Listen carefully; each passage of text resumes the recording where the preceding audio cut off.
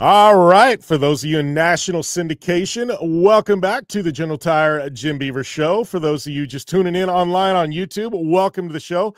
Got my brother from another, Trevor Hocking, on the show. With Trevor and I go way back, but right now we're wearing the CORR, the Championship Off-Road Racing hat. Both Trevor and I working for the series. Trevor, you're the series director, but how many years did it take us to drag you back into short course, buddy? Oh man, that's a really good question. I actually stepped off the road for off-road in 2017. Obviously, Lucas Oil Off-Road Racing Series. I was heavily involved from the very beginning of it, and took a hiatus in 17. But I've really been out of motorsports and broadcast since 2020. So it's been a good 5 years. But it's, how else to say this? You know what this is like, right? When you come back into family, that's what off-road is, especially short course. It's such a welcoming opening arms. I went to Crandon last year, and everybody just came out of the woodwork. So again, for me, it's really cool to see all the same familiar faces and quite a few new ones, right? So yeah, it's exciting to be back in this space. Yeah, well, short course has been obviously it's been all over the place. You probably, and I've said this many times, probably know short course better than anybody. I think you're the one guy, what do we say, you've never missed a lap of Lucas Oil short course racing, right? You never missed one lap. Yeah. And what's funny about that too is, and I hadn't, right? And I say that because most people, like, I never recognized you and saw you at the racetracks. And I was like, well, there's a reason. I was usually in the TV truck, right? So for those who don't know, for Lucas Oil Studios, my background was off-road. I produced that show. So I would sit in the TV truck and produce the show, all the storylines. So a lot of the racers do know me, but a lot of the younger guys never really got to see us because we were dealing with a lot of the bigger trucks. But yeah, it has been one of those things that I've probably seen more play tape than anybody. That's what I like to say, like a coordinator in football, if you will. I have that unique ability to have access to seeing it over and over again, right? As we edit, doing these shows, you don't just get to watch it once, you watch it so many times. So yeah, I'm obviously probably the #1 fan, if I could say that. You're right up there, man. Yeah. But let's talk a little bit, because I know you and I both working for the CORR series, based out of Arizona, announced the schedule. I know it instantly created a buzz because everybody's wanted a major short course series on the West Coast again. Obviously, CORR been around for a few years now. They've got a few seasons under their belt, and that's what I tell people. A lot of people, especially like in the Midwest and on the East Coast, it's the first time they've heard of CORR. I'm like, no, it's not new. These guys, Glenn, his wife Jennifer, Jason, they've been putting on events for a few years, and they're very well-run events. So I'm like, we're just taking what they've built and trying to bring it up a couple notches. Yeah, exactly. And I think that being said, that was, Jim, you brought me into this team, and I can't thank you enough. I just want to put that out there so people know that, as we're building this team together, it was nice to find a foundation to start from. And that foundation, 3 years of running events. And when we really saw what they did, the community of people they've built specifically with the UTV side of racing, that's what really drew me in, is the foundation of all of this, right? So it's not a startup at all. And as far as racing goes and putting down races, all that's happening. And then what Glenn did with Shane and his whole entire team, and Mark, and Mia was involved as well too, just getting a live stream actually going and running. People don't realize, like, they all think it's just a simple thing. A couple cameras, turn on YouTube, just like we're doing here, right? This is also easy. Once you actually get into it, to see what this series was attempting to do with so little was quite impressive. And again, we're not adding a ton to this. We're just adding, a little bit more experience on our side of things. And we don't want to change a ton. We just really want to make sure that we're getting the word out, right? So that's really where my job came in from the very beginning on your side of it, is starting with the media. Yeah, well, and I think, now we've got this buzz, and obviously I think, two big key pieces, and we've got a lot to pull back layers of this series we'll get into today. But, one, we announced the schedule. Everybody was excited because, the series in the past has run out of state, but, recently it's just been Arizona based. They've got a great relationship with Firebird, and they run some great events there. So this year, expanding to Victorville, Glen Helen. So a lot of the SoCal racers, I think, immediately got excited. Like, oh, we got races in our backyard now. So that was one. And then the second key piece was the signing of racers. So we've got short course racing, not just with an amazing live stream. Now we've got short course racing going to network television. Yeah. And for me, that's always been the big piece of all this, right, is really adding value for our racers and sponsors. And that value comes with always a good media package. And I think that's the toughest piece is media is not cheap. So to find a partner like Racer that is willing to, jump in and commit to giving us not only airspace, but also giving us, free live streaming. And I say free because a lot of these companies, they have apps that have paywalls involved. And that's something that we really wanted to make sure that we focused on, that there is no paywalls with our live streams. So to kind of back that up, to kind of give you, for people watching this that don't know, we are going to be live streaming on Facebook, YouTube, and Rumble. So all 3 channels that will be the whole race all day long. So every class, including the youth, so everybody can watch their races live. And then we will also be on the Racer Plus app that will be in front of the paywall. So it will be part of the free broadcast side of that. So, and there's also a couple other things that are still happening in the works. I can't say it just yet, but there are some more exciting things that hopefully we can just make that a broader reach. Because again, our goal, and Jim, we've talked about this a lot when it comes to broadcast, we don't want to put ourselves in silos, right? It's really hard when you put yourself behind a paywall. And I understand why people do it because it's expensive, but our job here is to really, get the word out and get short course, into as many, eyeballs as we can, right?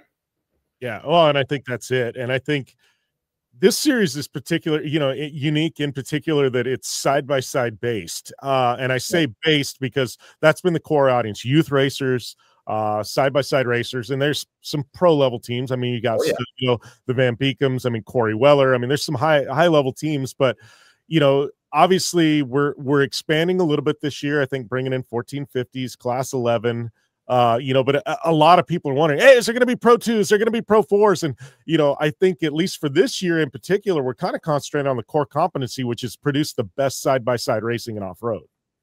Yeah, look, here's the thing. Obviously, we have a lot of classes that we're running in UTV, and we've had a lot of debate with that from people that I've spoke to that are in the know, especially old racer friends that I know that race short course. And we take a lot of those comments and we're listening. We are. And that includes, trophy carts, buggies. There's so many people that want to race short course. But back to what you were saying, pun intended here, the core of what they have done in the past 3 years is UTV. So that's what built this series. And quite frankly, I think UTVs are booming, and not just booming. If you haven't been to the Sand Sports show, you could just see they're everywhere. So I think that's really a good focus for us, but you're right. We're definitely going to be looking at a way to fit some classes in if they come. But before that, we have to make sure that we're putting on a good show for our racers. And I want to reiterate that again too, because for us, our series that we've built here is really focused on making sure the racers have a safe racetrack, a safe experience. And then now with what we're doing now is give them a reason and some value for their sponsors to come and race with us. So when you start talking about the big trucks, we'd love to have them, but it really comes down to making sure that, again, we are taking care of the racers that have already been there for the series. The but is one class you didn't mention yet. We do have 2 other classes. One for sure that's in is going to be the SR1 class. So Weller Racing, Corey and Jason Weller have committed back with the SR1 class again. They have been a major sponsor of this series for, I think, inception. And they're going to be putting up a purse for the class as well for every round. So exciting stuff on the SR1 side. So you'll see some familiar short course faces showing up in our series. And then we also will be running pro lights. So we will have a pro light class. So for all you West Coast pro light guys, sign on up. We'd love to see you out there. So I think that those 2 classes for me are really going to give us that kind of tone of, what is that going to look like when we do start thinking about, expanding our series for classes. But, not to go too long in the tooth about it all here, but for us, again, it really is focusing on what we already have run and what we're focused as a series on first. Yeah. Well, and I know, obviously, side by sides, you talked about how big they are and things like that. But I think side by sides for the longest time have needed a dedicated place to run that's focused on them. A lot of series, and I don't want to throw anybody on the bus. Desert series, short course series, it's like a lot of it's all encompassing everything. And I think a lot of times side by sides are just kind of I don't want to say a sideshow, but pushed off to the side, even though at times they're some of the biggest classes in some of these series, and that's one thing I love about CORR when I got involved with them and you got involved. It's like, no, we want to grow with these others, but we never want to lose sight of what built us, and that's side by sides. Yeah. And again, it's hard because a lot of people, see this happening and they want to say West Coast short course is back, right? And that West Coast short course is what they're all familiar with, the Rob McCachrans, Carl Renesetters, big trucks, tight tracks, big boost jumps, all that happens. And the reality of that is, in today's environment for, what we're looking at, we do need to find something that's probably a little bit more relatable, right? And relatability comes when you start looking at the side like moto. Why can a moto, we're going to be, at Glen Helen. So when you look at a race like the World Vet that's coming up in October, they'll have over 1,400 riders show up. I mean, 1,400. And that number, when you look at that, you start looking at car counts in the desert for UTVs. Where are the biggest car count? King of the Hammer. Where are the biggest car counts? UTVs, they're right there. So for all the naysayers, I would say, or people that are questioning it, I think for us, it's accessibility is what we're looking for as well, too, for growth, right? So, and that kind of will lead me back to the path that I think we've talked about a lot, too. How many of the young guns have we seen that have come through our younger classes to now become some of the greatest racers out there today? Well, and, you and I'm going to age us here, buddy, but it's like I look at some of the stars of today, and between sides and, and carts, it's like you've got the RJ Andersons of the world. It's like we could go down the list. I think RJ is kind of one of those key focal points, but even in the desert, you got Seth Quintero, Mia Chapman, who's still running side by sides, but Ronnie Anderson. I mean, we can go down the list. Brock, look at Brock's doing. Yeah. Brock, Trey Gibbs. I mean, Trey Gibbs, it's, there's just so many kids that have come through the system, and I think that's what's great, because it's like some of the kids we're going to see in the CORR series 5, 6, 7 years from now are going to be the next RJ Anderson. Yeah. And that's the plan here. Right. And I say plan because, again, what your guys going to see, with what we're going to be doing here, Jim, and I want to let everybody know who's watching this too, is that Jim isn't just going to be, a part of the host of the show. He will be really excited to have. We also have Tiffany Stone and Mark Wright will be coming back too. So for us, we want to make sure that we're putting out genuine, authentic media for everybody as we grow this. So again, as we do this, it is to build our racers up as stars, to give them a place where, they may not know them, but that's our job, is to get them to know. A lot of the racers that were in short course, the reason why they became household names is because of the media package that was put forth by what, Lucas Oil Off-Road did. So again, a lot of that kind of thought process, is in our mind as we do this and push out today with social media, it is different than what we did back even 10 years ago, Jim. I mean, the access that we have now to just the world, it's something that I'm really excited about, and really, hopefully we can really find a broader audience for all of this. Yeah. Well, yeah, social media is completely different. It's completely.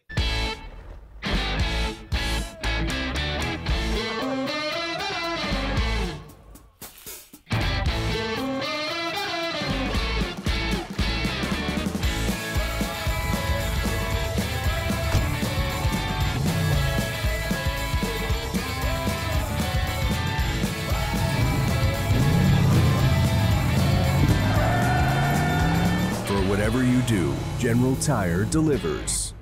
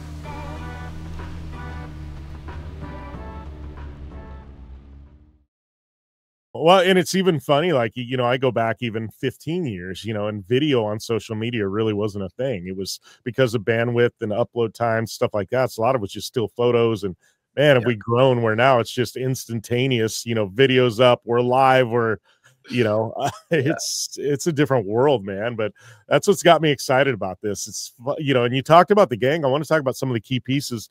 Obviously, you've got the people that help with CORR, get it off the ground are still there. But, let's talk about a couple of key pieces in like Lee Perfect, Tim Jones. I mean, we've brought in some key people that have they eat, sleep, breathe, no short course.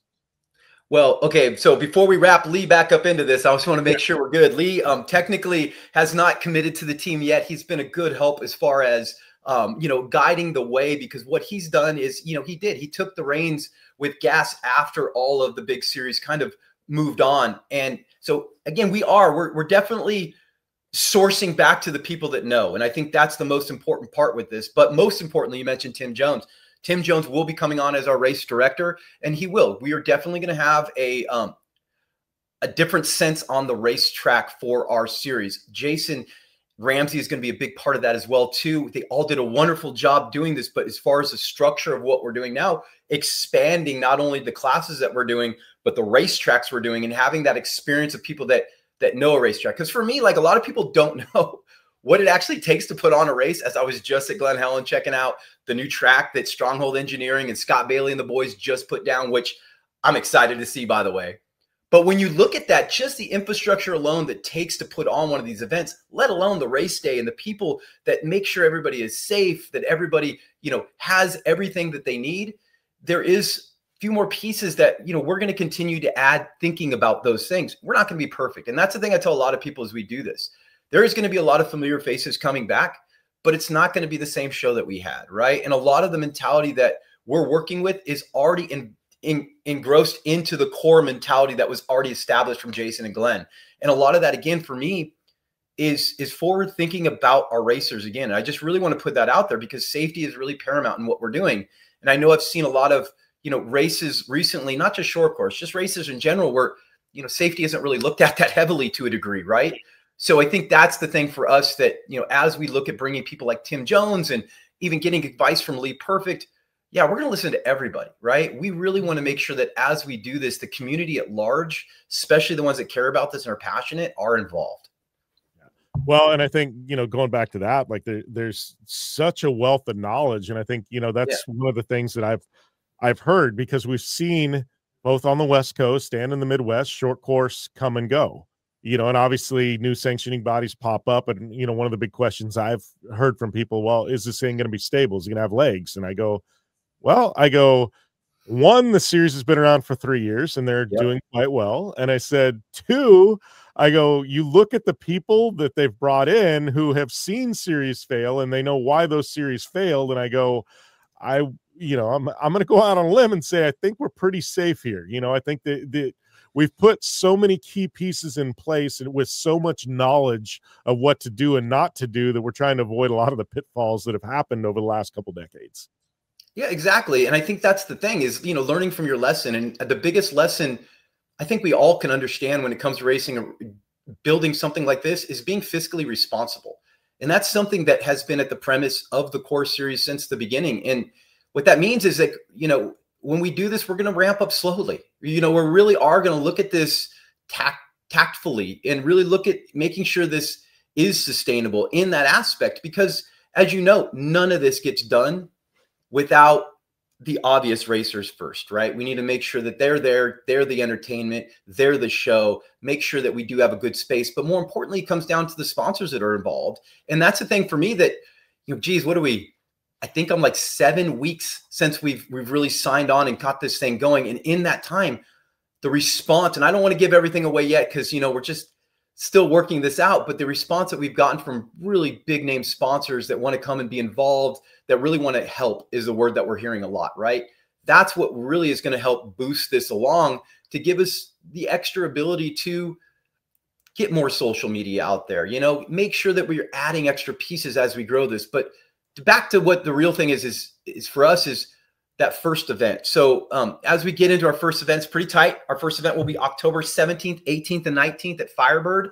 And, that mentality for us, why we're going so quick is because first off, our racers, they're hungry. They want to race. Everybody wants to race. They want to get in their car. But more importantly, us, the series, Glenn and Jason, they're all really thinking about what we're going to call is the off season, right? We're racing in the hot Arizona desert. We're trying to race in a season that is going to be compatible with other race series, right? So again, as we're thinking about building a lot of this, it is multifaceted. We are really thinking about everything at large, even desert racing, even all the specific dates. So again, as we do this, you could see, there's a lot of things happening really quick. Well, that's how I keep looking, and it's like, oh, we've got 2 months. Oh, we're down to 6 weeks. Oh, we're down to 5 weeks. I'm like, man, that opener in Firebird is coming fast, and it's like, it's all hands on deck. The wheels are moving 24/7. It's great, but it's going to be exciting, and I know, entries, I've had people go, oh, well, how many entries do you expected? I'm like, well, the series has been pulling 100 plus, I think we're going to break records this year with what the series has done, in the previous seasons. Yeah, and you mentioned a few other classes that are coming that are big exciting, and I know the 1450 boys, they bring quite a few vehicles with them as well too. But when you start looking at, again, we want to see new faces too. We want to see people that might want to decide to travel a little bit for us too. But as we build this, again, we want to make it accessible for everyone. And the hardest task with that though is making sure everybody has a place to race, and that includes amateurs. That includes people that just want to go buy a UTV, a side-by-side, and come over, get a roll cage, get some safety, get a helmet, come out, just have some fun. So there is this sense of, yes, we are definitely a professional short course series, but there's also a side of this where we are catering to amateurs and the youth of our sport. So, as we build this out, there's more thought beyond just racing too. I know we've been talking pretty heavy about, after parties. That's something CORR has done in the past as well. And an after party is going to be a space where people could just come out and get on the track, have some fun. We all hang out. There could be a band. So as we expand all that, that's really going to go into something I know, Jim, you've been working really hard on. And that is making sure that the vendors are there and they have a really cool space. So when our people attend this thing, it's a fun place to come to, right? Yeah. Well, and I think that's it. It's people don't want to just come to a race anymore. They want to come to an event. Right. They want good food. They want to see the vendor area. They want meet and greets with the drivers. They want to see good racing, but they also, an after party with a band and, good drinks. Like people want the full experience. If we're going to come for a Saturday to Firebird, you know what I mean? We want more than just cars going in a circle, or in a horseshoe. Yeah. And that's the exciting part, right? For all this is that, I don't want to be so open with it because we are focused, right? And focused meaning that side of the race and the race is focused. Where we're open to is really thinking about how do we expand this, right? How do we work? How do one day, and I'd say in the future, how does one day do we maybe go have a race at Crandon? I'm not just trying to put all that stuff out there, but right now nothing's off the table, right? And I just say that because as we grow this, we are going to find things that are going to be opportunities that we definitely want to make sure that not only taking advantage of, but really looking at this again from the racers and the sponsor side of this stuff. What kind of value can we add as a series? But the but comes in is that's all going to take time. And, and for us, it really is that first event coming up. It's super quick, but it is one of those things that it's amazing how quick it is coming together, right? That's what they say about a lot of these things. Sometimes it's the right time. And that's the way I've been getting from a lot of people. Everybody's like, dude, your timing couldn't be any better. And that same here. It's, between racers, sponsors, vendors, it's just everybody's like, oh, the timing's just perfect for us. And I'm like, you never hear that. In off-road, it's always, oh, well, next year might be a little better. This time it's like, everybody's like, oh yeah, timing's great. I'm like, whoa, it's like everything's converging all at once. So it's awesome. So yeah, that being said, spectators, obviously we'd love to have you out there. We're working, I will say, because I've been hit up. We're working on online tickets. I can't promise they will be ready by the first event. But if you want to come show up, we can sell tickets at the gate. We're going to have a ton of vendors there. Racers, obviously get your registrations in now. I know the period of locking in your number for pre-existing racers has passed. So now it's kind of a bit of a free-for-all for registering for numbers. So if you think you're going to race this year, get a hold of us, get your membership, get your number locked in. Yeah, and that's it, right? I mean, as we do this, it is exciting because there's a lot of people that haven't raced with us that have a lot of questions that want to come race. And again, I can't let all the cats out of the bags until they're actually, you know, committed and confirmed with us, but it's exciting. And I'll just tell you that because it is some really big teams. It's some really big sponsors that want to make sure their people are racing with our series. So it's encouraging. It is. The but is that we're still, I know there's a lot of butts in this, but we're still in that place of like, let's get to that event. Let's throw on an event. Let's put all this together and just keep growing. Right. But yeah, jump on in. The water's warm. Registration is going to be happening here soon. We'll have pre-registration popping up very, very soon. And pre-sale tickets it's a challenge. And again, as people that may have not done this before, they think this is, I've talked to a lot of people where, you know, you get that talk to you, they think it's just a light switch, you can turn things on. It's not. And with the help of Glenn and Jason, all the back end work, I'm telling you, these guys have day jobs as well. So it's a lot of after hours, if you will, as you can imagine. So, you know, people always say, oh man, it'd be great to work into racing. For those who have, you realize what the commitment of that is. It's full-time, right? Yeah. It's not a 9 to 5. That's for sure. No. No, but it does this for you. It gives you like perma smile, right? You get that kind of perma smile as you're kind of going through this going, you know, I was at Glen Helen shooting some video yesterday, watching Miles Cheek just rip that track down. I was like, that's not a bad day at work. It's definitely not. Yeah. So, all right, Trevor. Well, I appreciate the time. Obviously, you and I are going to be doing these pretty regular throughout the season. So if you're tuning in, if you've got any questions, make sure, honestly, just slide them into the CORR DMs. That would probably be the best way to do it on Instagram, or you can email us direct. There's contact info on the website. But if you got questions you want answered on these or need even more immediacy, please let us know and we'll get back to you ASAP. Yeah, and I'll tag that with the blatant hashtag ad here. Yeah, for any sponsors, anybody that wants to get involved, then come out to our show. Again, just hit us up on Instagram is the best place. I'm actually in there doing a lot of the social media as well too, so you can reach me directly in there.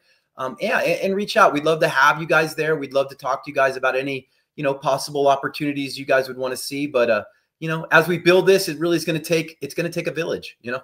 Yeah, absolutely. And we'd love to have you out there. Like Trevor said, big or small, if you want to come out and vend and be a part of it, man, we've got something for you. We'll make it work. Let's get you out there.